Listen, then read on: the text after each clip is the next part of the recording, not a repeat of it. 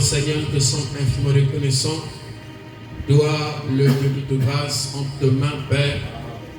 Nous consacrons ces temps-ci, Père éternel. Je prie que toi seul puisses prendre la dominance en ce lieu. Seigneur, bénis la lecture de ta parole qui sera lue, car il est écrit, heureux ceux qui lisent et qui entendent, Seigneur. Les paroles de la prophétie de ce livre, et qui choses qui sont écrites, car le temps est proche, Seigneur. Ainsi, bénis au roi, du début jusqu'à la fin de cette réunion, que toi seul tu puisses prendre la dominance, manifeste ta grâce, ta présence, ta puissance parmi nous. Ô Père, du début jusqu'à la fin, nous voulons te voir. Nous ne sommes pas venus ici pour voir un homme, et nous sommes venus ici pour te voir. Et voir signifie comprendre, Seigneur. Ainsi que toi seul tu puisses prendre la prééminence dans chaque vie ce matin. À toi, je confie chaque vie, Père. Et je prie que chacun soit dans l'expectative, Seigneur de gloire. Car ce que nous recevons, c'est à quoi nous attendons, Seigneur de gloire. Ainsi, nous sommes venus ici pour s'attendre à toi, pour que nos forces soient encore renouvelées davantage. Est-ce que l'honneur et la gloire te reviennent, toi qui vis au siècle de siècle, au nom de Jésus-Christ. Amen. Que Dieu bénisse. Que Dieu bénisse. Je prie le Seigneur que jusqu'alors j'ai déjà encore porté un temps d'anniversaire. C'est contre veste que le frère Isnar avait payé pour ça. Qu'il avait oublié d'amener les jours d'anniversaire.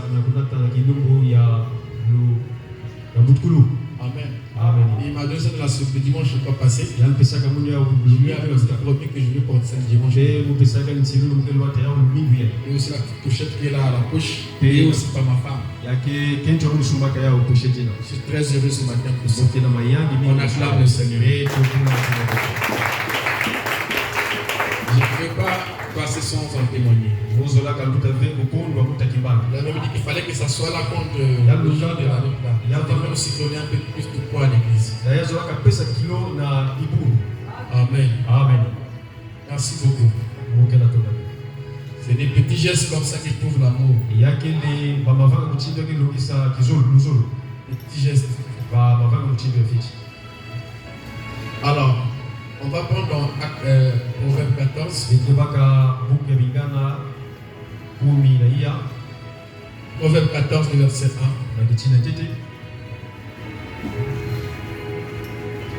La femme sage bâtit sa maison. Et la femme insensée la renverse de ses propres mains. Amen. Amen.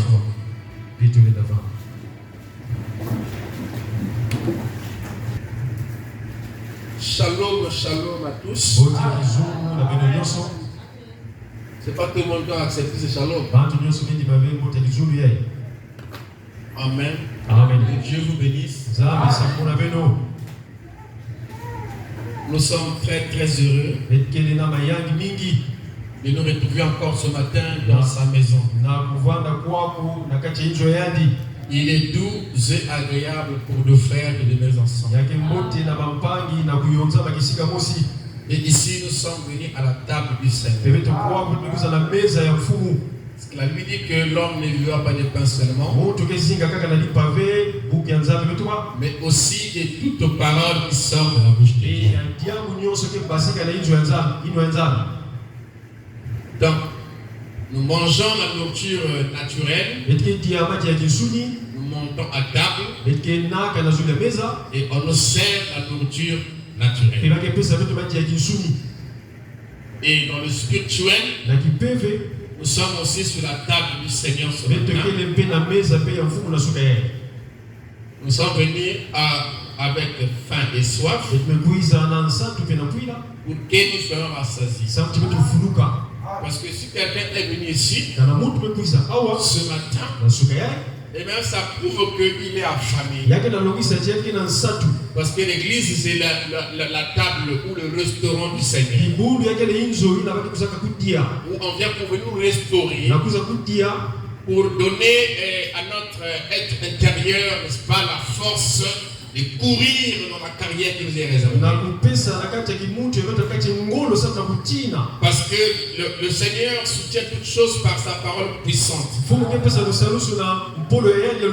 Et la parole de Dieu nous fortifie, comme seulement la nourriture physique nous fortifie. Voilà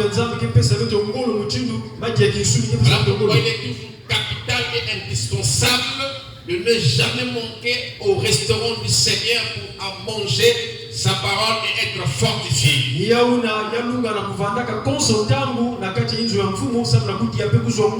Parce que souvenez-vous que le diable ne cesse jamais de travailler. Le diable travaille sans repos.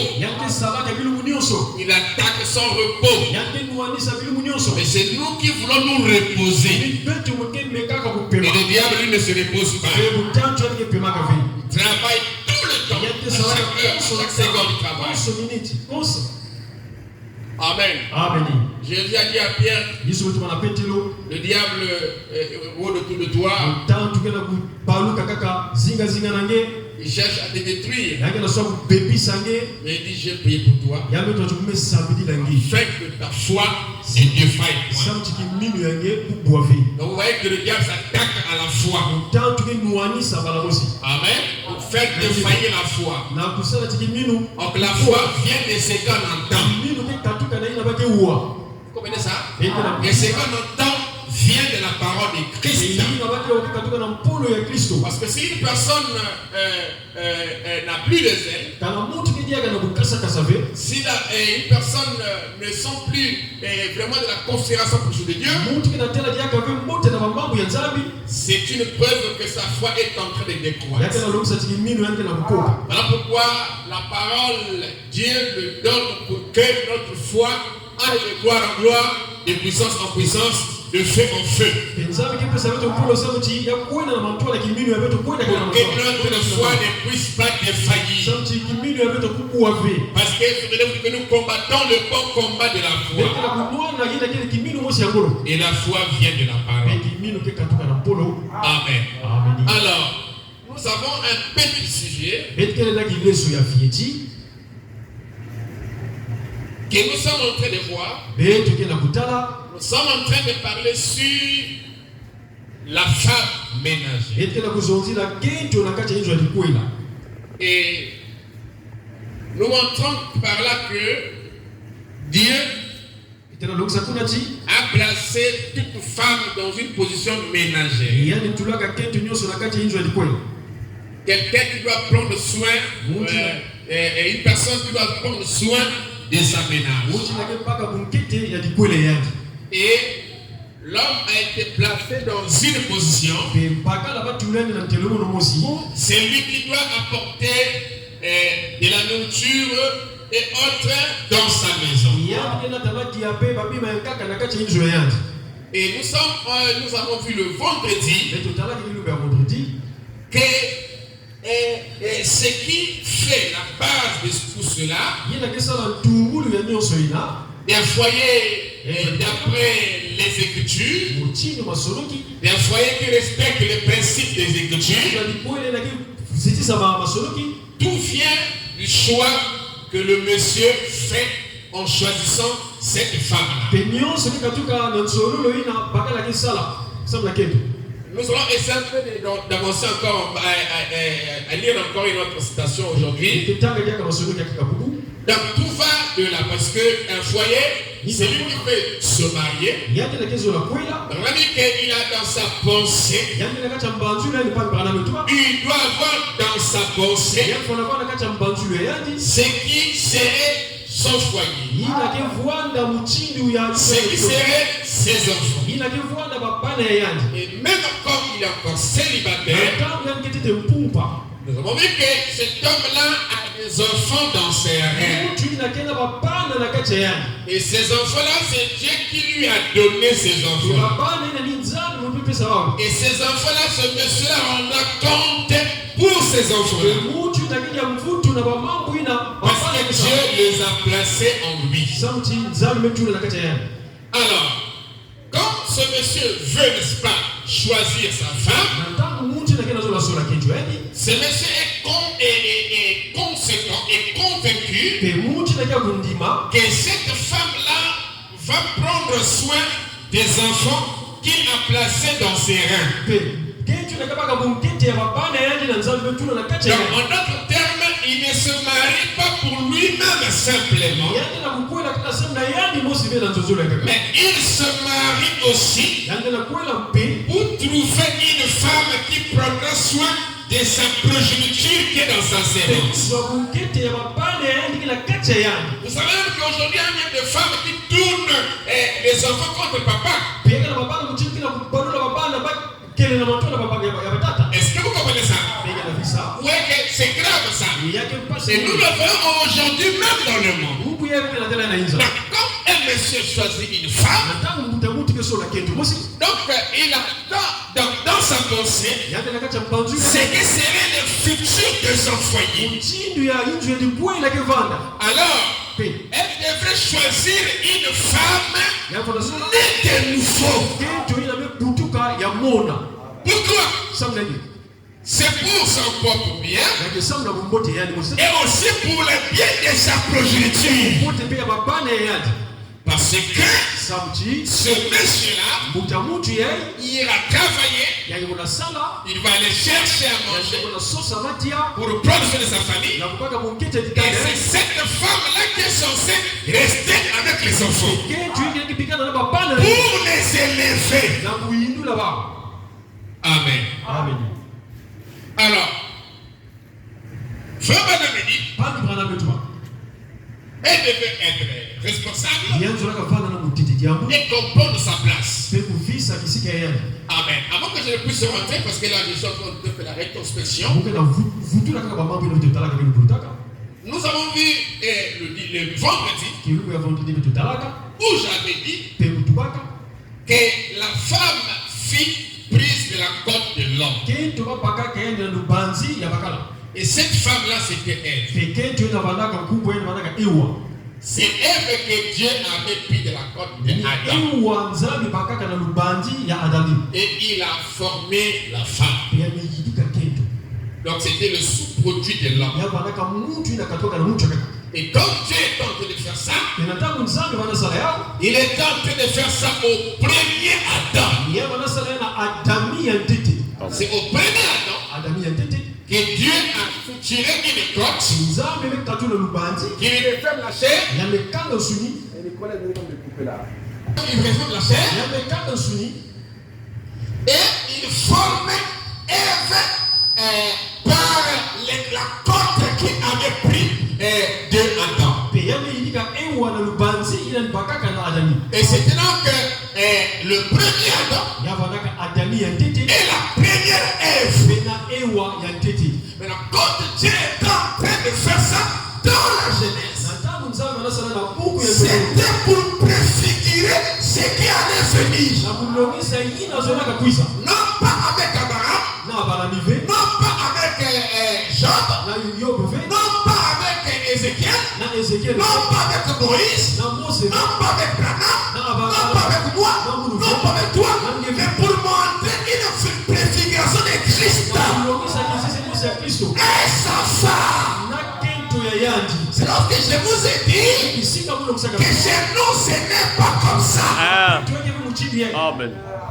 Voilà pourquoi frère Branham parle de la première Ève et de la seconde Ève. Du premier Adam et du second Adam. La seconde Ève, c'est l'épouse de Jésus.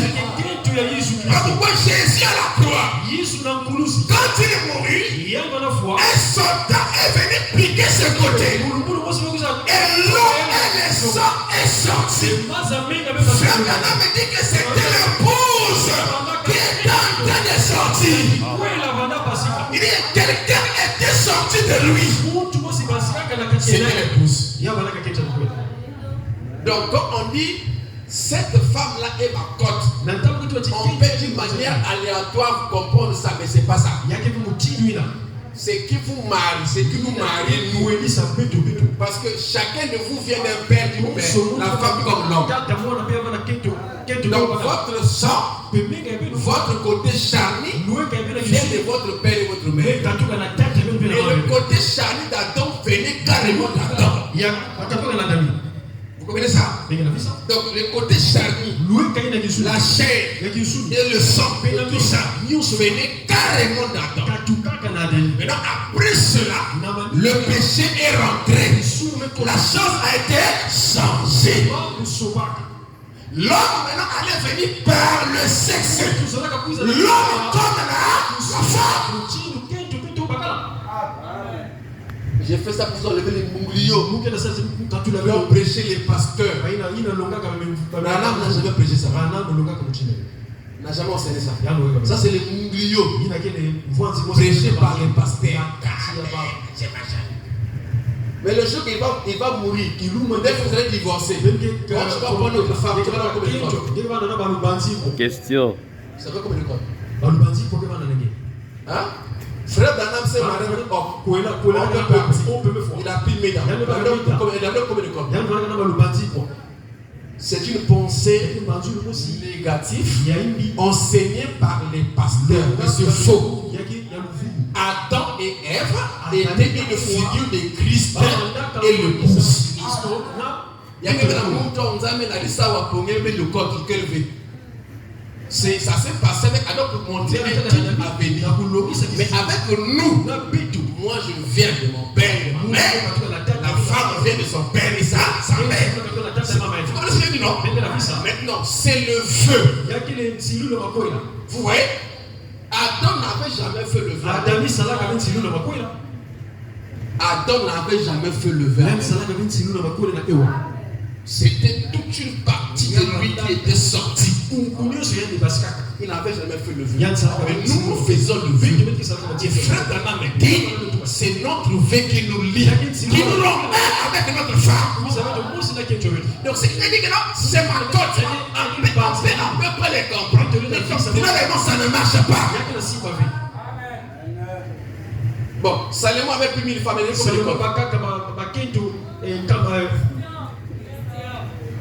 Ouais, donc vous êtes enseignant, hein? Oui. Quand nous rentrons le mari divorce, on ne colle pas. Non. Ils ont des enseignements aléatoires. Quand les gens ont enseigné. Hein? Mais nous allons revenir dans le mari divorce. On acclame le Seigneur. Donc c'est Ève qui était sur de la côte d'Adam pour montrer le type de Christ. Voilà pourquoi. Quand Jésus est venu, Ève, qui est l'épouse, fit tirer de la côte de Jésus-Christ pour montrer le premier Adam et la deuxième Ève. Vous n'êtes pas la deuxième Ève, vous les femmes. Parce que vous êtes venus par le sexe. Branham n'est pas le troisième Adam. Parce qu'il est par le sexe. Donc, ni vous, ni nous, nous ne sommes pas le deuxième Adam ou la deuxième Ève. Non. Parce que le premier et le deuxième Ève, le premier Adam, la première Ève, le deuxième Adam, la deuxième Ève, tout vient par la parole. La deuxième Ève qui est la femme de Jésus, c'est une nouvelle création par la parole. Voilà pourquoi Adam dit que la première Ève avait failli, la deuxième Ève ne faillira pas. Amen. Parce que le Rédempteur est venu lui-même, le deuxième Adam, et il est sorti carrément des enceintes. Et quand il sort des enceintes, lui-même c'est connasse à l'intérieur. Parce que là-bas il y avait un Adam, il y avait un Ève. Vraiment, quand frère Madame me dit que c'était à l'absence d'Adam que Ève était tombée dans le péché. Dans le Nouveau Testament, Adam du Nouveau Testament n'est pas absent, mais il est à l'intérieur de Ève. C'est Ève-ci ne peut plus faillir. Amen. Alors quand ils ont péché, quand le péché est entré, alors Dieu est descendu. Il a dit à Adam que tu mangeras avec tu vas cultiver la terre, je ne sais pas quoi. Il dit tu mangeras avec la sueur de ton enfant. Amen. C'est comme ça que tu verras ta nourriture en travaillant. Parce qu'avant il ne travaillait pas. Donc il a dit à Adam tu dois travailler. Mais à Ève il n'a pas dit qu'il doit travailler. Chez Ève il a dit que tu enfanteras avec douleur. Ce qui veut dire la maternité. Voilà pourquoi aujourd'hui, quand nous sommes dans les hôpitaux, nous avons tout un département qu'on appelle la maternité. Amen. Là où la femme rentre dans les douleurs d'enfantement, elle travaille et tout ça, parfois on dit que les femmes appellent la marche, tout ça, et tout ça, jusqu'à ce qu'elle, n'est-ce pas, elle va sortir l'eau et le sang, et puis l'enfant vient à la vie. On appelle ça la maternité. Donc c'est ce que Dieu avait donné à la femme. Elle devait enfanter les enfants et elle devait aussi prendre soin de ses enfants. C'était dans la côté position. On a dit que la place de la femme c'est à la maison, c'est à la cuisine. Parce que depuis le commencement, c'était là sa position que Dieu lui avait donnée. Amen.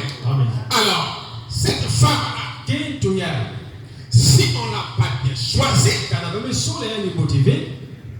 d'après l'écriture de la parole, et bien notre foyer tombera dans une disgrâce. Amen. Donc, quelle réponse on avait eu le vendredi? Je dois répéter ça.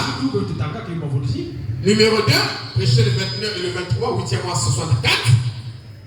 Au paragraphe 60, il dit un homme qui se marie devrait premièrement aborder cela avec beaucoup de prières. Amen. Nous avons insisté là-dessus. Il faut faire ça avec beaucoup de prières. Amen. Pourquoi?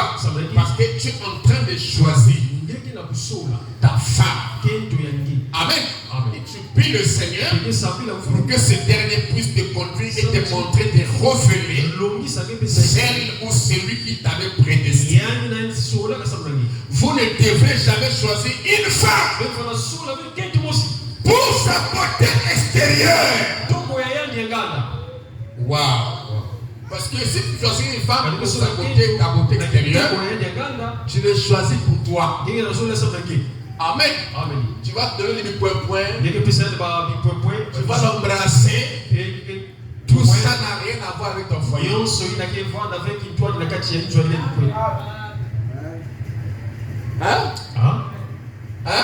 C'est bien compté que tu satisfais. Mais ton foyer ne sera pas complet. Parce que tu as choisi une femme par tu as choisi le physique d'une femme. Vous comprenez ça? C'est comme un monsieur, un frère, une soeur qui choisit une église parce que l'église est belle. Elle ne sera jamais satisfaite. Elle pourra bien taper les mecs, les bons pianos, tout ça. Mais son âme ne sera jamais satisfaite. Pourquoi? Parce qu'elle a choisi l'extérieur. Et donc, il dit, vous ne devrez jamais choisir une femme pour sa beauté extérieure. Même plutôt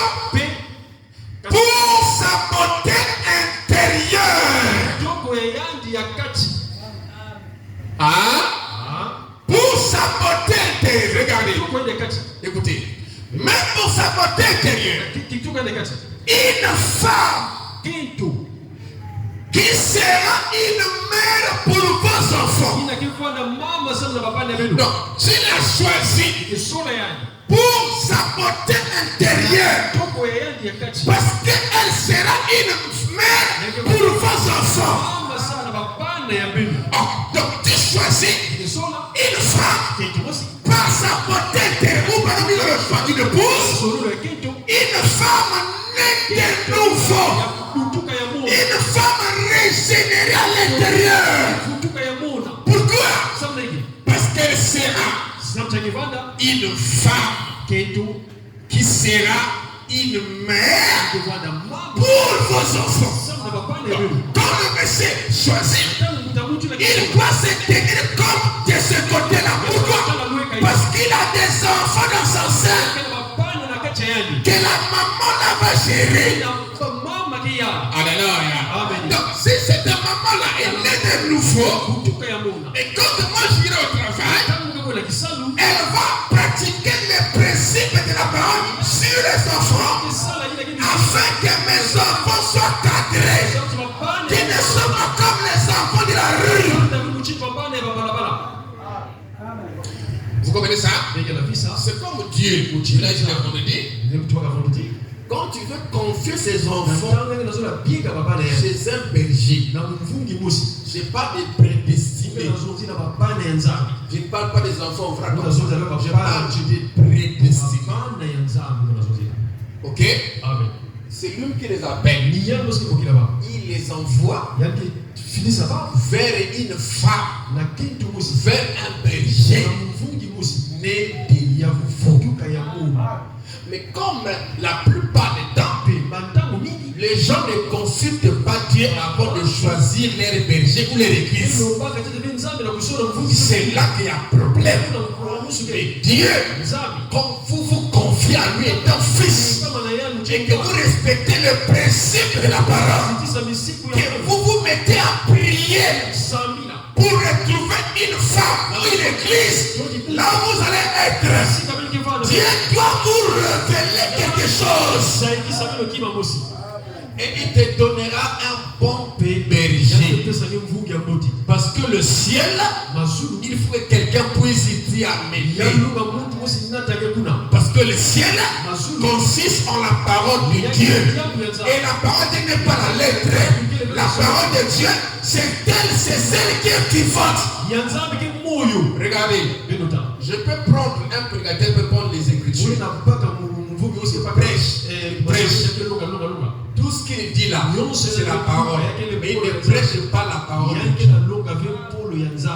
Parce que la parole de Dieu, elle est vivante. Elle est vivante.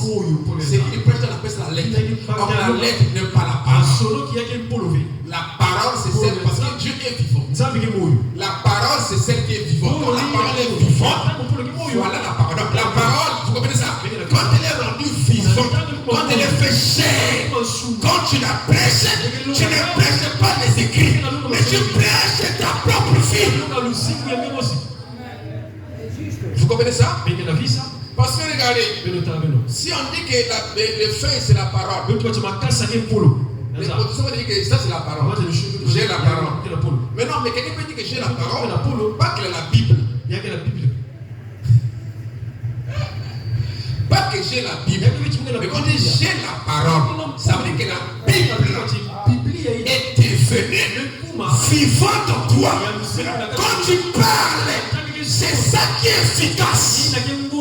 C'est ça qui guérit. Alléluia. Donc, la parole, elle doit être vivante. La lettre tue, mais l'esprit vivifie. Donc, quand Dieu envoie son enfant quelque part, il envoie pas mal quelqu'un qui a des brochures à la main, ou quelqu'un qui a la Bible à la main, mais il l'envoie vers quelqu'un qui a des brochures et la Bible est dans son cœur. Si seulement Dieu enverra quelqu'un vers quelqu'un qui a des brochures la Bible, et bien, même un pote qui dira que moi j'ai des brochures. À l'époque de l'église de réveil, quand j'étais là-bas, j'allais prêcher un truc là. J'avais un peu de problème là-bas. Amen. Je n'avais lu aucune brochure en ce temps-là. Seulement Dieu m'avait parlé, il m'avait dit tout ça. Et j'ai pris les Écritures, j'ai parlé sur la nouvelle créature. Mais j'étais parti avec le sens des Écritures, de la doctrine du message. Mais je n'avais lu aucune brochure. Et quand le pasteur est venu dire, mais tout ce que tu as parlé, moi je lis ça, j'ai les brochures de Branham, les brochures. Tu vois, il avait la Bible, il avait les brochures. Il était apocryphe. Est-ce que Dieu vous enverrait avec quelqu'un qui a la brochure de Bible? Mais si Dieu vous envoie avec quelqu'un qui a les brochures de Bible, il peut t'envoyer les brochures. Il y avait des catholiques qui ont les brochures, des prêtres. Donc, quand Dieu envoie son élève vers quelqu'un, il n'enverra pas avec quelqu'un des brochures. Les brochures de Bible en main. Bien qu'il en a, il enverra avec quelqu'un qui a la brochure et la Bible dans son cœur. Parce que quand je parle, pourquoi pénétrer le péché là? Ce n'est pas ce que je lis là qui rentre en vous, mais c'est ce qui est en moi qui rentre en vous. Voilà pourquoi Dieu dit qu'on devrait d'abord prier. C'est très capital. On devait d'abord prier, demander à Dieu dans une profonde prière pour qu'il te montre les bergers qu'il avait dit dans l'Ancien Testament. Je vous donnerai des bons bergers. Dieu vous donnera des bons bergers. Et s'il va vous donner des bons bergers, c'est que vous devez dire à ce Dieu-là, montre-moi un bon berger. Prédestiné, sauvé, qui a la Bible dans son cœur, qui est devenu la parole. Bien qu'il a ses erreurs, comme ça, maintenant, la parole était péché, mais il avait ses petites erreurs. Ça, c'est humain. C'est pas ça. La vie était là. Et c'est la vie là qui guérissait.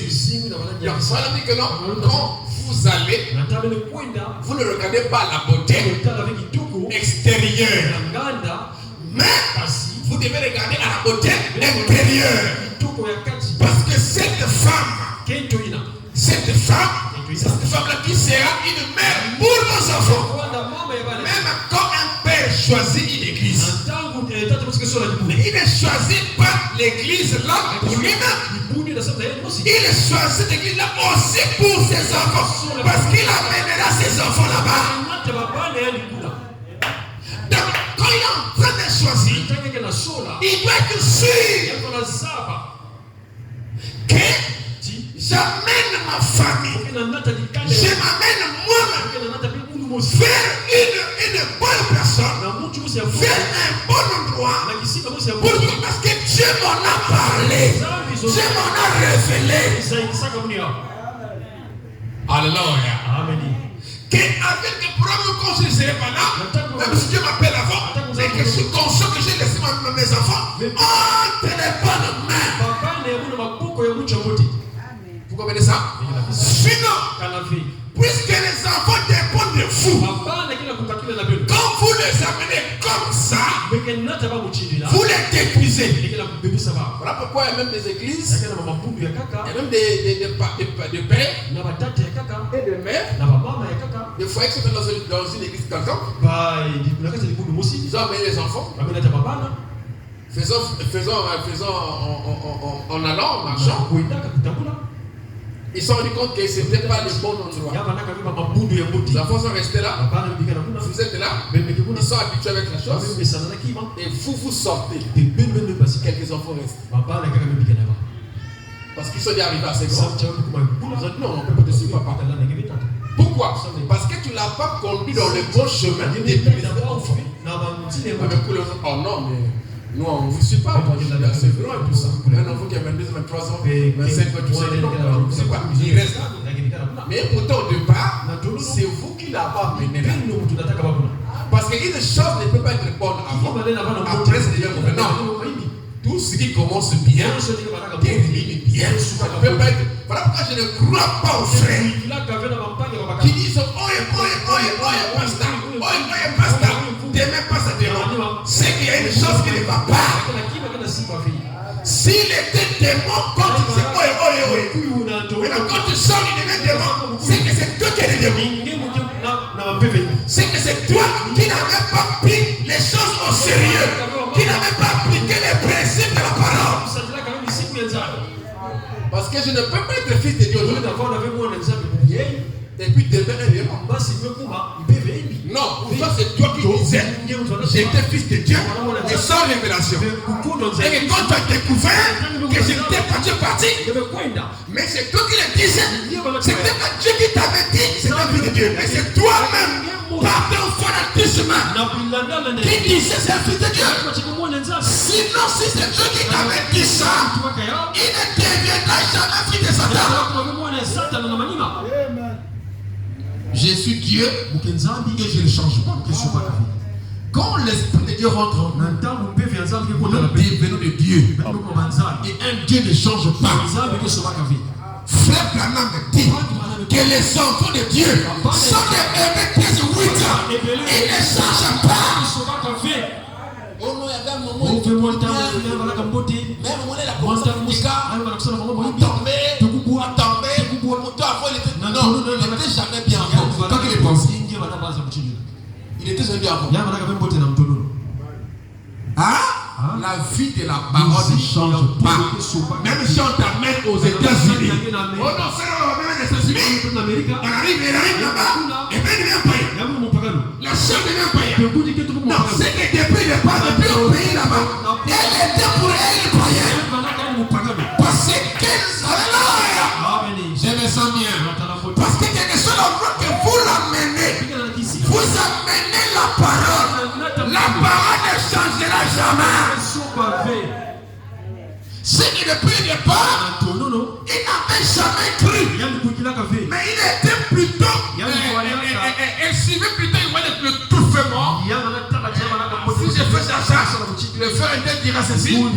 Si je fais ceci, la femme dira ceci. Le pasteur m'a dit. Maintenant, comme on n'a pas eu grandi. Et il connaît quand il chie, ils ont des plans. Et il est dans un côté où il ne peut pas voir les noirs. Ou voir un frère de l'église. Dès qu'il arrive là-bas, oh, l'envie de sortir des femmes cloches. Les démons qui étaient là, ça sort. Moi aussi, il faut une cloche là. C'est un païen. Il n'avait jamais pu depuis le départ. C'était le croyant. Si on amène un frère, frère Madame dit que j'aime l'évangile des bols que de Billy Paul, de Billy Graham. Parce que Billy Graham vient dans une fille, dans brèche, il a gagné beaucoup de ça. Il va venir à l'hôtel ou ailleurs, tout ça, appeler Billy Paul. Quand il revient plus tard, en tout cas le nom réclamé les cela de mais il dit que Paul, quand il va dans une ville, quand il trouve seulement une seule personne, il le prêche. Il le prêche. Il amène au baptême de Saint-Esprit. Et cette personne rentre dans le Saint-Esprit. Le royaume. Quand il rentre à l'intérieur, frère Branham dit que Paul finit, il va pour Paul. Branham dit que Paul, le travail d'un pasteur, c'est d'amener les gens au baptême du Saint-Esprit. Quand ils arrivent là-bas, son boulot est terminé. Alors, quand Paul arrive là, son boulot est terminé. Il laisse là, il va pour lui. Mais le frère là, sans pasteur, sans un autre frère, il est seul. Mais de lui, il allume le feu. Alléluia. Quand Paul revient, il vient trouver un homme commenté. Pourquoi? Parce qu'il avait laissé quelqu'un là qui était né de nouveau. Alléluia. Qui avait un lien avec le Seigneur. Amen. Ah? Vous, notre problème à nous dans le message, c'est le tabernacle. Dès qu'on dit Branham a dit, par exemple, donc pour toi, tu vois Dieu. Donc tu ne vois plus rien de fou. Parce que la personne c'était Branham. Branham a dit, telle citation, telle brochure, il rentre ici, 7e saut. Donc pour toi, c'est ça le message. Alléluia. Frère Branham me dit, ne vous contentez pas seulement à écouter le message, mais entrez dans le message. Car le message c'est Christ. Ah. Et Christ c'est l'action. Christ c'est une personne. Ah. À l'époque, on pensait que non. Il fallait prêcher ou à parler de courir sans un message. Donc, moi à l'époque, on pensait qu'il y a une course sans un message. Ça veut dire qu'il n'a pas de brochure. Il ne peut pas faire la lame. Comme les pentecôtistes. Il n'a pas de brochure. Il ne dit pas Balambi. Il enseigne pas selon frère Balam. Donc, il court sans un message. Mais quand nous avons évolué, on a compris que courir sans un message ne veut pas dire avoir des brochures. Mais courir sans un message, qu'est-ce que le message? Le message, c'est une personne. Le message et le messager sont un. Courir sans un message. C'est comme il prêche, mais qui n'est pas devenu. Il est en train de courir sans un message. Parce que le message c'est la vie. Alléluia. Amen. Écoutez. Donc, mais il ne va pas changer la beauté extérieure. Mais plutôt, il fait le choix pour sa beauté intérieure. Donc il y a la beauté extérieure, il y a la beauté intérieure. Il dit une femme qui sera une mère pour vos enfants. La femme, c'est l'église.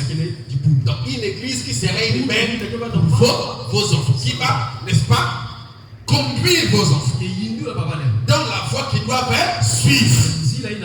Est-ce que c'est bon? Alors, ici la brochure n'ayez pas peur comme l'heure de partir. N'ayez pas peur. Je suis à 43 minutes. N'ayez pas peur. Prêchez le 11, 3e mois, 61. N'ayez pas peur. Du 11, 3e mois, 61. Le paragraphe 31, il dit: c'est bien dommage qu'aujourd'hui, les mères ne prennent pas leurs enfants pour leur raconter les histoires de la Bible. Quelle est la mère dans cette salle qui prend ses enfants et leur enseigne les histoires, et raconte l'histoire de la Bible? Quelle est la mère dans la salle ici qui prend la Bible et enseigne, raconte à leurs enfants l'histoire de la Bible? Madame l'a dit. Acclame le Seigneur. C'est ça que vous devez faire. C'est dommage qu'aujourd'hui les mères ne prennent pas leurs enfants pour leur raconter les histoires de la Bible. Parce qu'il est dit, instruis ton enfant sur la voie qu'il doit suivre. Vous savez qu'un enfant, quelqu'un est un enfant, il ne réclame pas ses droits. Il n'est pas encore mature. C'est quelqu'un que vous pouvez donner les informations, qui reprend sans même comprendre ça ou je ne sais pas quoi. Vous pensez que par un coupé de relais passe et ton enfant, qui est même mon fils, il fait danser le coupé de relais parce qu'ils ne se rendent pas compte de c'est quoi en fait. Donc il est dans un âge où chaque information qui se trouve à sa portée, il peut prendre ça. Vous comprenez ça? Parce que c'est encore un enfant. Et c'est en ce temps-là en fait qu'on inculque à l'enfant les enseignements de la Bible et de maman. Et à lui dire, j'entends des choses-là, ces choses du monde. Nous sommes des chrétiens. Je dois commencer à l'inculquer ça. Pour que, en grandissant, que cet enfant ne puisse pas oublier ces choses-là et qu'elle grandisse avec ça. Mais père de mère. Vous savez, regardez. Vous savez, quand tu prends la Bible dans ton foyer, tu lis.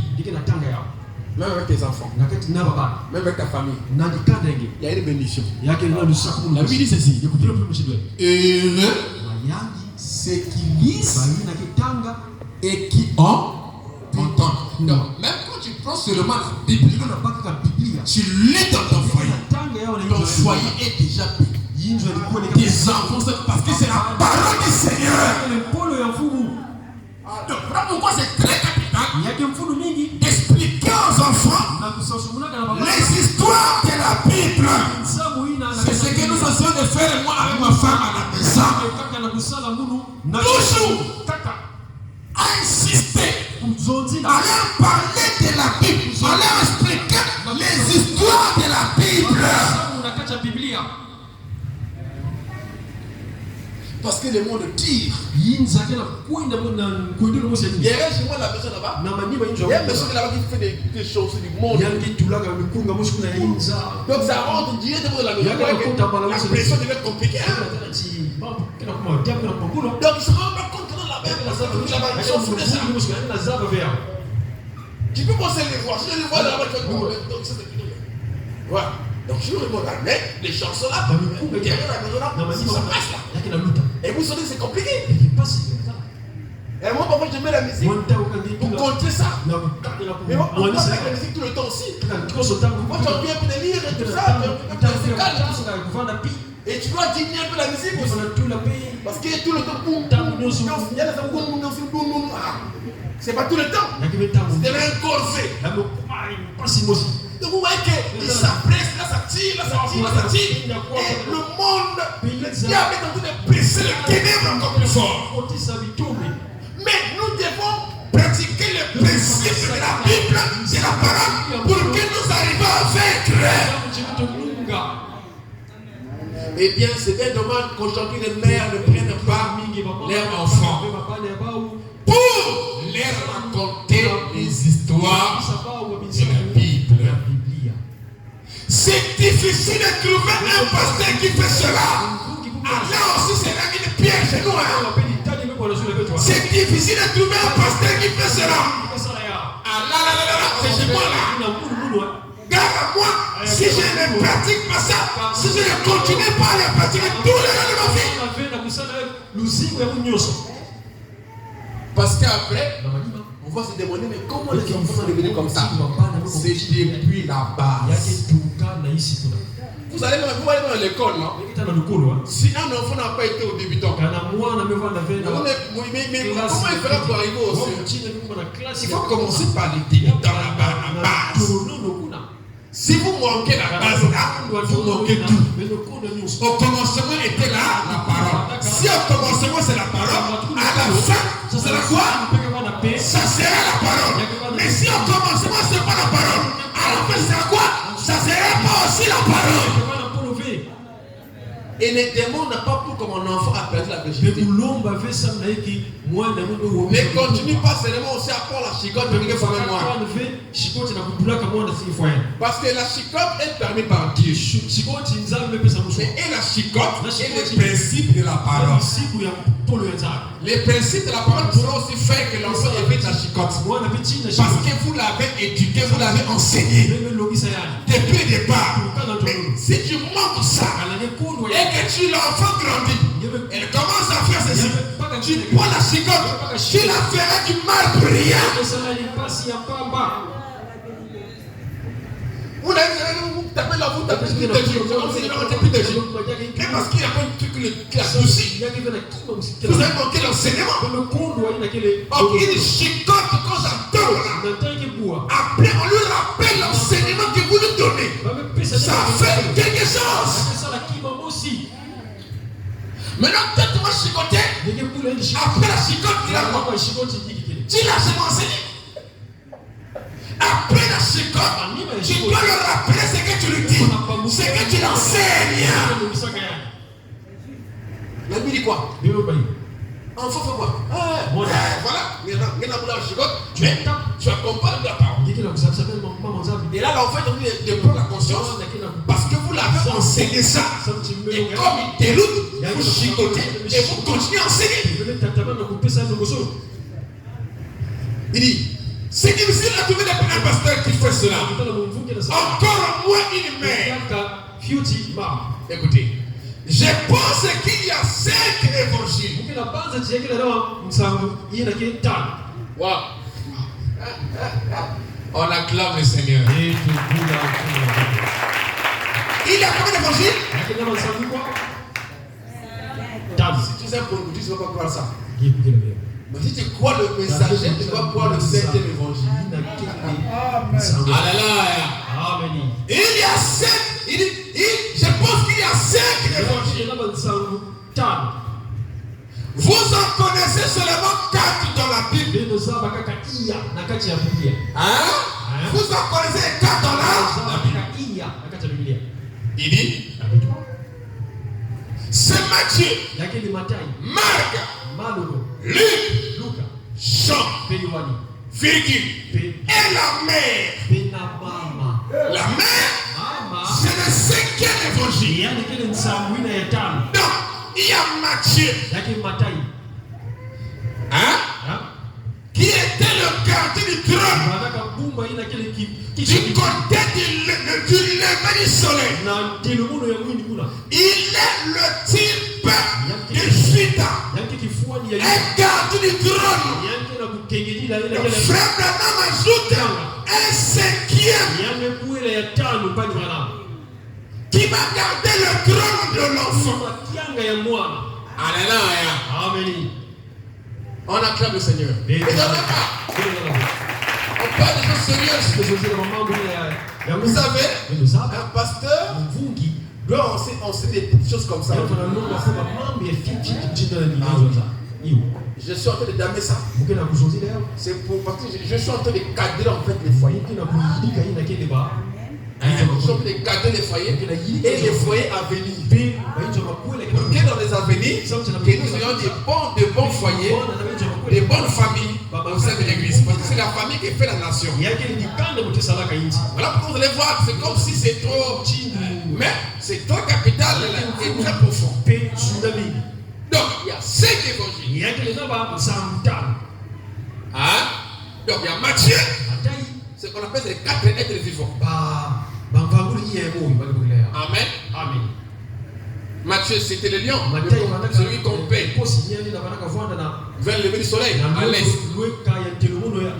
Et c'était Judas qui était là avec une autre tribu, qui était là pour garder le trône, l'âge et tout ça, dans le désert, pendant le parcours.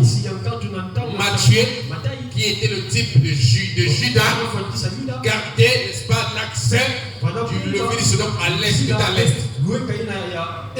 Après cela venait Marc. Donc Matthieu c'est le type de l'apôtre. Amen.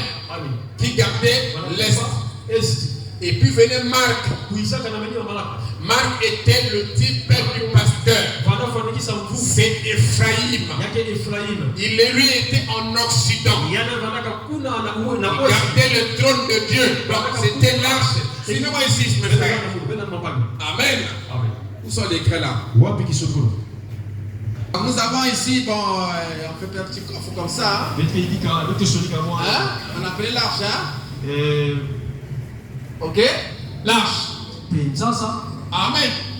Donc, il y avait des compères. Quand ils campaient dans le désert, comme il y avait 12 tribus d'Israël,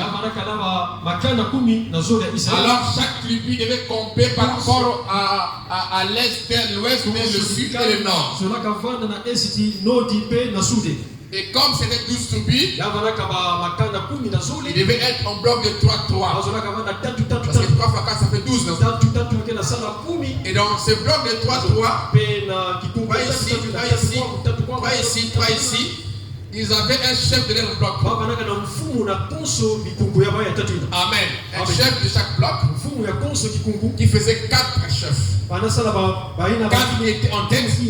Comme seulement les disciples de Jésus c'était 12.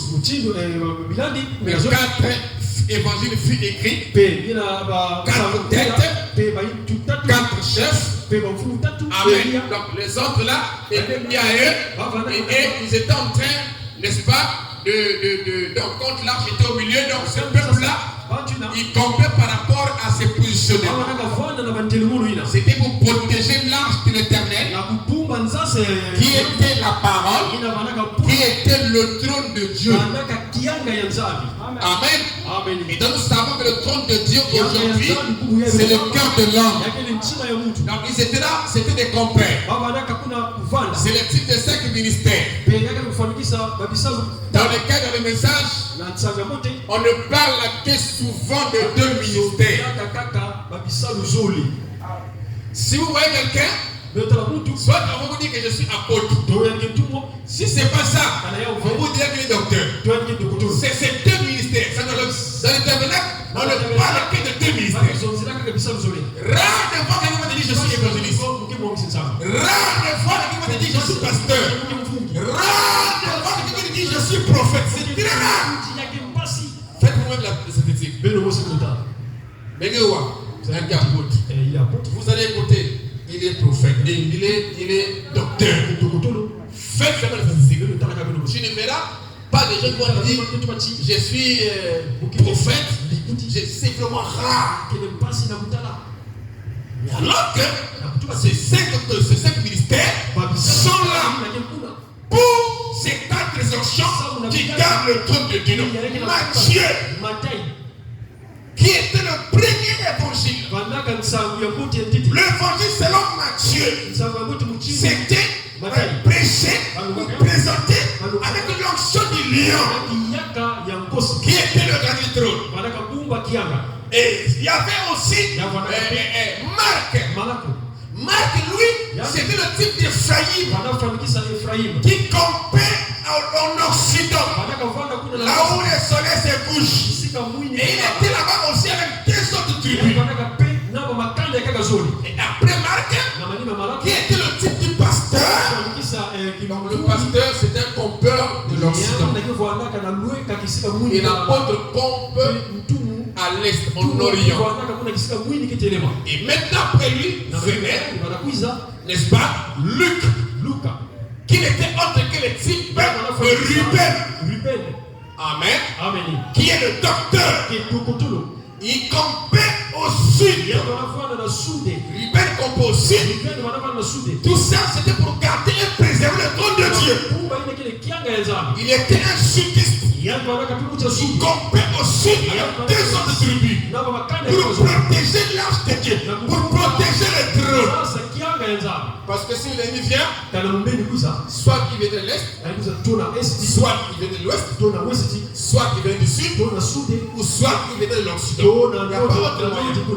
Donc, soit il vient comme c'est soit c'est là, soit c'est là, soit c'est là. Il n'y a pas autre position. Le 4 points, donc là, pourquoi il compait chacun dans cette position-là, c'est pour protéger l'arche de l'Éternel, pour éviter que l'ennemi puisse atteindre le trône, la parole, le cœur. Amen. Et puis venait le nordiste. Le nordiste. Amen.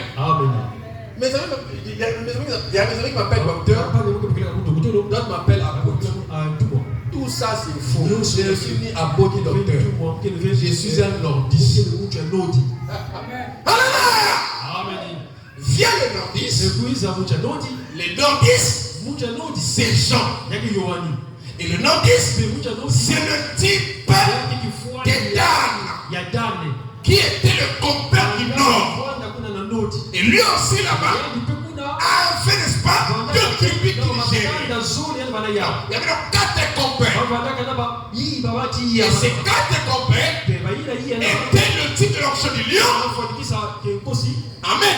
Marc, le fond, le pasteur, donc l'apôtre, le pasteur, qui était Marc, donc Ephraïm, et puis venait, n'est-ce pas, Luc, qui était Dan, l'onction de l'homme, l'être vivant à la face de l'homme, et puis venait Dan, qui était Jean, l'être vivant à la face de nègre qui vole. C'est lui qui sépare qui a la rapidité et la vue. Qui prend l'évangéliste et le prophète. Parce que l'aigle a la rapidité et la vue de l'aigle.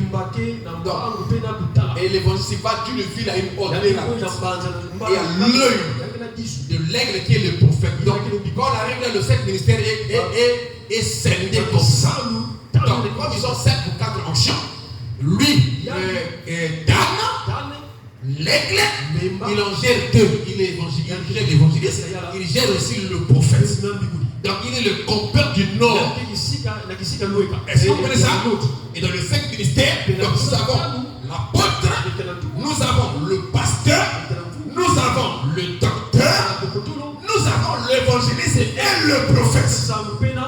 C'est ce qui fait le 4 évangiles.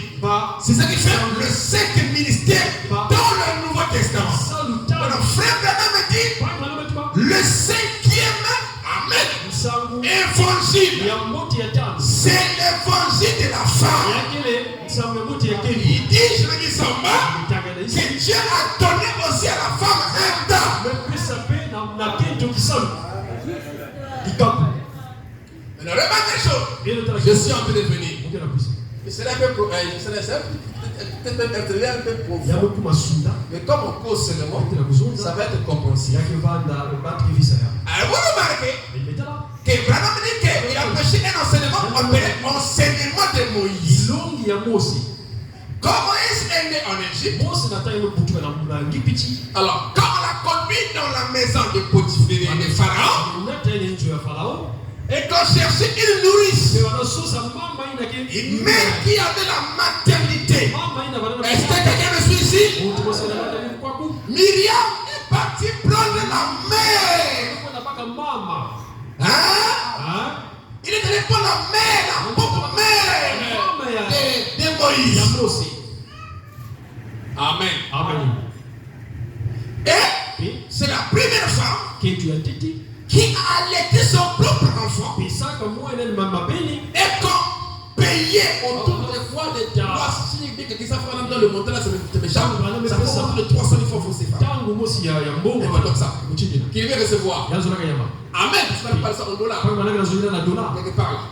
Alors, il était le seul de la seule femme qui avait payé de l'argent pour allaiter son propre fils. Alors, remarquez les choses. Ne dormez pas. Remarquez une chose. C'est que quand Moïse est en train de t'enseigner par sa mère, il n'a pas encore confronté les 12 tribus d'Israël. C'est-à-dire qu'il n'est pas encore allé vers son peuple. Ou vers les campagnes du nord, du sud et du nord et tout ça. Vous comprenez ça? Vous avez des gars, des machins, des gars, tout ça. Vous comprenez non? C'est sa maman qui est la première qui enseigne à Moïse la doctrine d'Israël avant que Moïse n'arrive dans le 4 êtres vivants. C'est ça que frère va expliquer dans cette citation. Voilà que je vous ai pris Moïse pour montrer l'image. Alléluia. Remarquez une chose.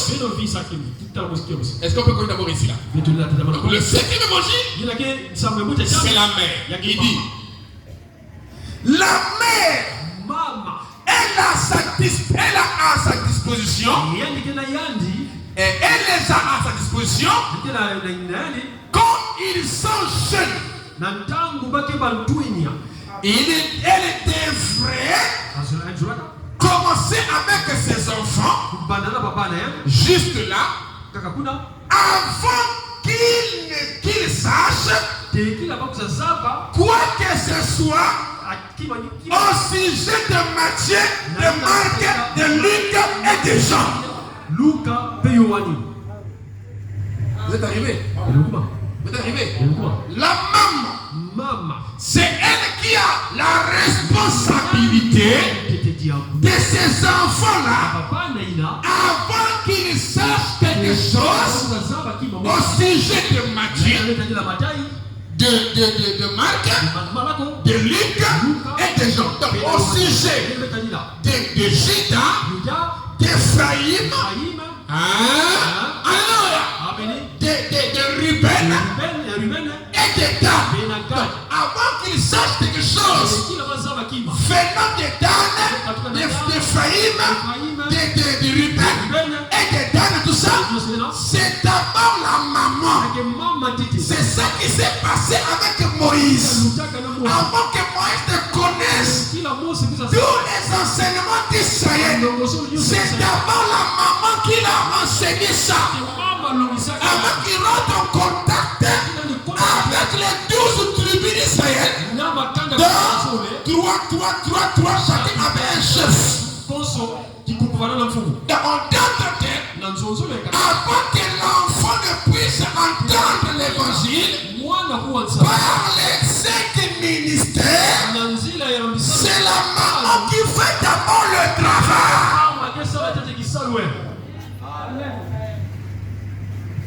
Est-ce que vous comprenez ça? Est-ce que vous voyez votre responsabilité? C'est ça qui a fait que Moïse, alléluia, quand sa maman l'a enseigné, cette semence-là est restée. Quand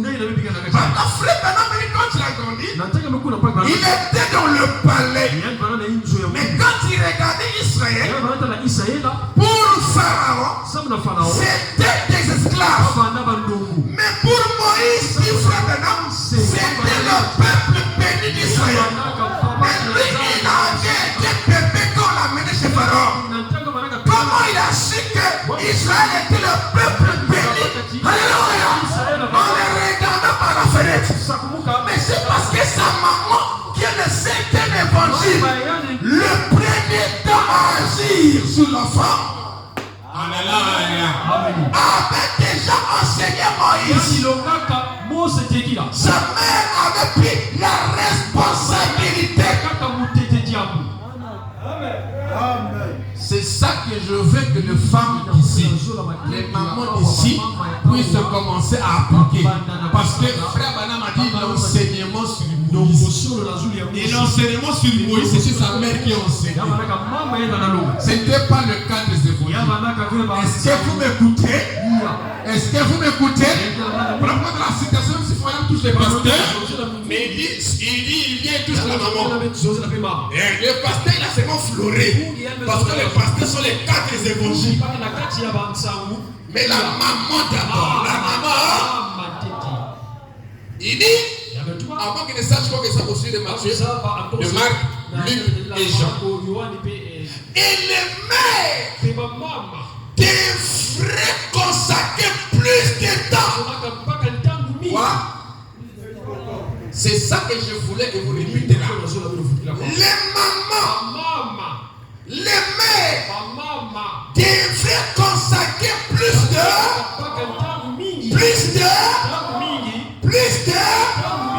à parler de Dieu à leurs enfants. Si la maman ne fait pas ça, elle est délinquante. Troubleur du foyer. Parce que quand il y a des bébés noirs dans le foyer, c'est elle. On a même des frères ici, des couples ici, des familles ici. Quand ils ont des bébés noirs. Et Bana Makumba Branham, Bana Makumba Josué, les bébés noirs. Un Jésus noir. Un Branham noir, un Mani. Mais si elle a donné nom à un enfant de Branham, et que tu retrouves Branham, on doit bannir le chemin comme ça pour braquer les gens. Mais si le nom là c'est tout la Branham, ça veut dire automatiquement tu comprends que l'enfant là est dans le tabernacle. Mais qu'est-ce qu'il fait en route pour braquer les gens? Qui a fait ça? Qui a continué ça? Frère Branham a prêché dès ces moments-là. Dès ces moments-là. Quand la femme quitte sa position, c'est ça qui arrive à l'enfant. Et vous êtes responsable de ça. Pauvre de lui. Vous savez quand vous regardez les enfants là qui met le dos nu à la télé, ou bien au Facebook, tout ça. Mais vous vous dites, Quelle grâce pour nous d'avoir des parents qui nous ont fait le message. Sinon vous serez comme eux. Et ils n'ont pas eu de chance d'avoir des parents qui ont pu soigner pour les conduire dans la voie qui devait suivre. Mais nous qui avons cette grâce-là, d'être maître de le message, papa on devrait faire cela. Frère Branham me dit, les mères devaient consacrer plus de temps à parler de Dieu à leurs enfants. Au lieu de là,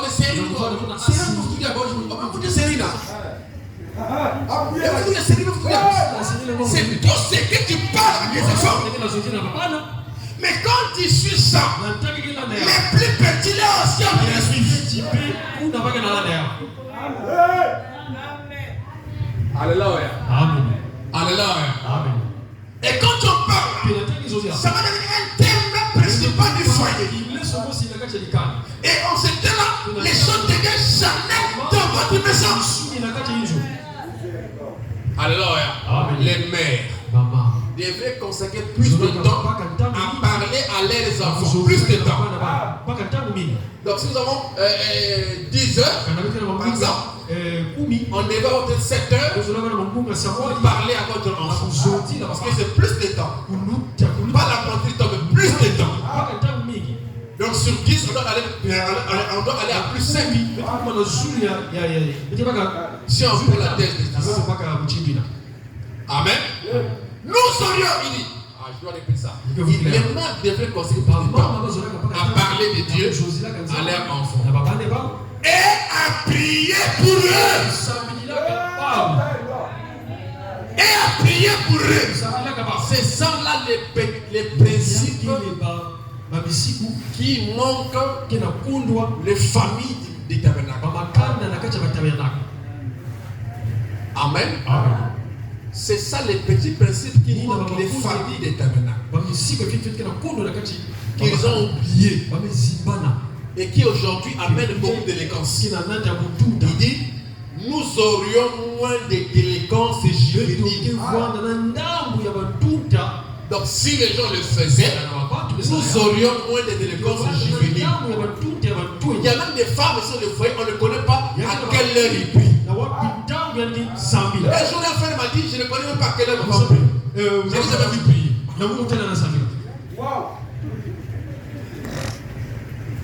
Oh! C'est celui-là. Je n'ai pas toujours. Le frère dit, il n'a jamais vu. On dort peut-être les gens qui vont prier dans la famille, mais elle, je n'ai pas vu la je n'ai jamais vu. Wow. Ça veut dire que la dissertation à niveau. La dissertation, c'est tout ça. Parce que mère, maman, c'est ça qu'on appelle un foyer consacré. C'est ça qu'on dit, moi et ma maison, nous servons. On ne t'a pas interdit de suivre un moment la télé, ou de faire ceci, on ne t'a pas interdit ça. Mais, dans une maison, il doit y avoir un moment de prière. Un moment de prière. Pour garder Dieu dans votre maison. Je peux voir que le mari a des choses.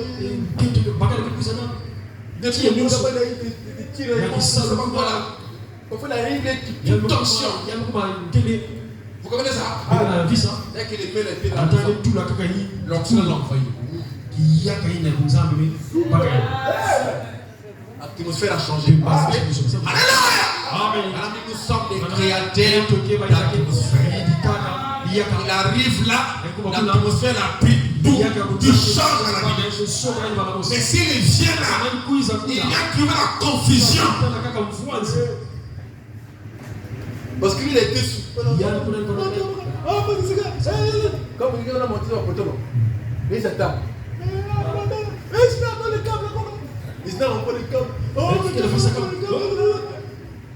Vous comprenez ça?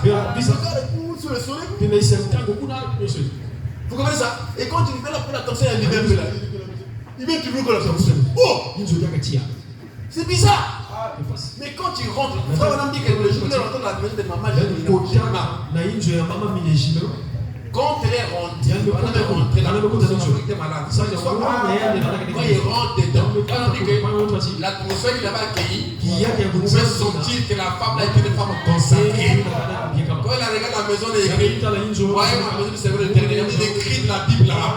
Et quand il est allé là, et quand il dit prions, quand elle priait là, frère, madame, c'est d'abord arrêté pour longtemps. Quand il est prié là, vous savez comment il prie, hein? À la vie de la prière, cherche pas les mots. Donc vous sentez, quand il prie, vous sentez qu'elle avait une relation avec Dieu. Et pour la même raison, nous avons fait un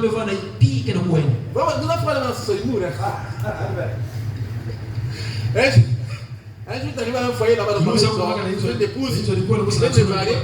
Au lieu qu'il rentre, au lieu qu'il tombe d'abord, il va d'abord dehors là. Eh voilà, on parle là. Voilà, quand je dis. Il est venu une fois, non? Marcher une épouse. Il a construit un mariage, non? Du riche et de pauvre. Quand il va chez le riche là-bas, il rentre pas aussi. Si maintenant vous passez le songeur, si c'était vous là, vous allez passer le songeur. Il faudrait s'assurer comment vivre ces pauvres. Il est resté là.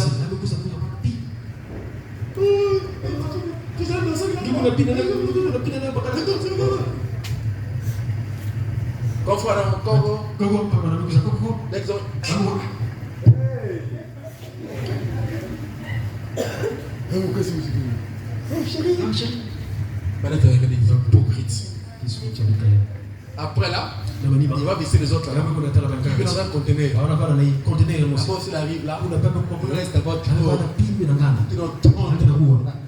ah frère Danam, notre précieux frère, acclame le Seigneur. Il dit,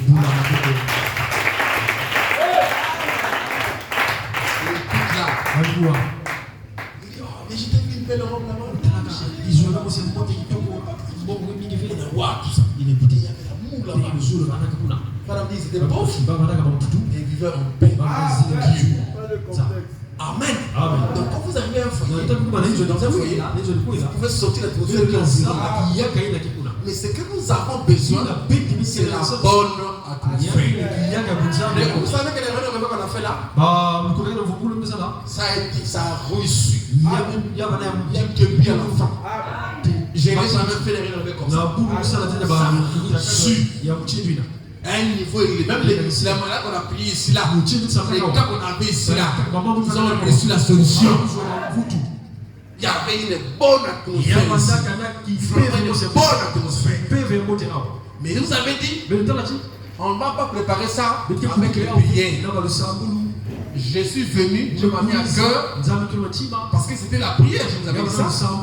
Je suis venu, je m'ai mis à cœur de prêcher sur les atmosphères. J'ai parlé, nous avons prié à la fin. J'ai parlé, je veux créer une bonne atmosphère depuis chez nous. Si vous avez des problèmes, vous voyez là, même vos maris, vos femmes, je ne sais pas quoi là-dedans, réglez ça, soyez en paix. Soyez en paix dans votre maison, réparez tout et venez avec un bon esprit. Bonne atmosphère, vous allez voir, les réunions vont réussir. Et c'est ça qui a été fait. Nous avons préparé ces réunions, rien qu'en créant l'atmosphère, la bonne atmosphère. Parce que la bonne atmosphère, c'est ce qui fait descendre Dieu. Mais si tu peux prier, Jésus dit, si ton cœur est loin. Amen.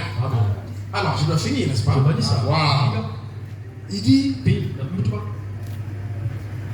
nous aurions moins de dépenses, j'ai fini. Tout d'abord, il s'agit de la délinquance des parents. Avant que nous ayons la délinquance, si la mère prenait, si les mères prenaient leur place dans la maison, avec la Bible, et prier pour leurs enfants, elle les conduisait à Christ. Au lieu de sortir pour se rendre à une soirée d'un cercle couture, il joue aux cartes, pour aller faire la brille, fumer et bien. Je n'aimerais pas aborder cela. Cependant, c'est terrible. La façon dont cela se passe. Terrible. Que le Seigneur vous comble. Amen. On va continuer ça parce que j'ai fait 1h20. Alors, donc là c'est capital. Donc avant que cet enfant puisse se confronter le cas des évangiles, le Saint-Ministère, les apôtres, tout ça, la maman doit d'abord faire le travail. Et je vais lire un peu ça. Il y a quelque part là, pour que je puisse un peu l'autre ma pensée là. Voilà, ça m'est venu à l'esprit. Moi, je suis la première Saint-Esprit. Il y a une écriture là, pour faire suite avec ce que j'ai dit là, sur le moment là. La fête des mères. Voilà. L'esprit vient de m'arrêter. Donc je dois continuer cette partie là. Voilà. La fête des mères.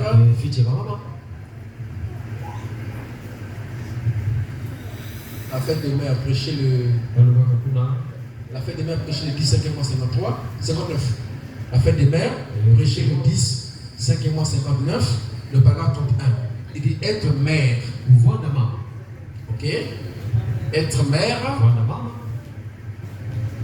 Être mère. C'est une position très importante. Très importante. Une position très importante. Vous savez, la première personne qui vous reçoit dans cette vie, c'est votre mère.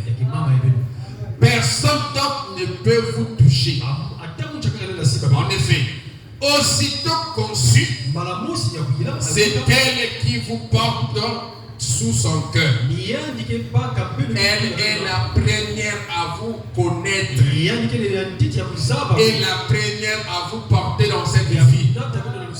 Ensuite, à votre naissance, elle est parmi les premières personnes à vous toucher de ses mains et à essuyer les larmes de vos yeux. Elle est la première à vous tapoter, à vous aimer, à vous parler avec tendresse dans cette vie. Votre mère.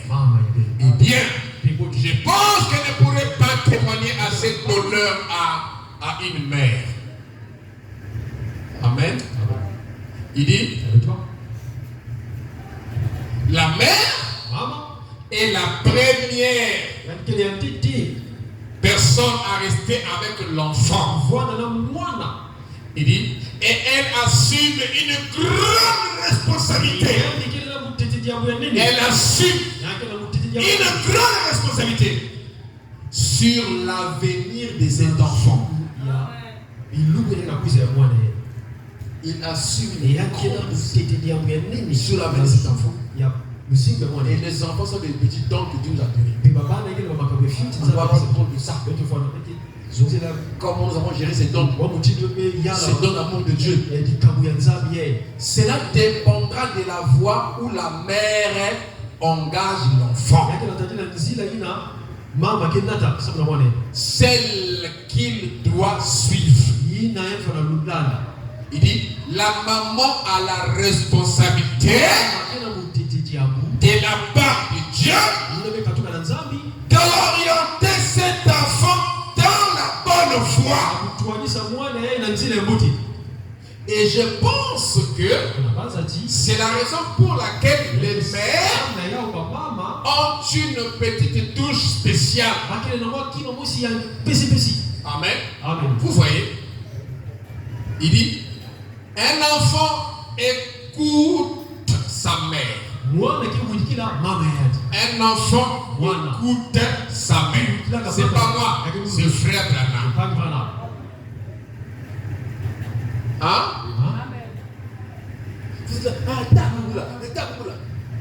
Un enfant, c'est un frère Branham, était censé vous écouter. Mais pour vous écouter, il faut l'enseigner ça. Il faut commencer à l'enseigner le passage. Amen. Et un enfant est censé, voyez-vous, un enfant écoute sa mère. La mère a une petite touche qui fait qu'un enfant l'écoutera. Elle a une petite touche. Qui fait qu'un enfant l'écoutera. Lorsqu'il est blessé, il ira vers la maman pour être consolé avant d'aller vers le papa. En effet, vous savez, la maman était la première à être avec l'enfant.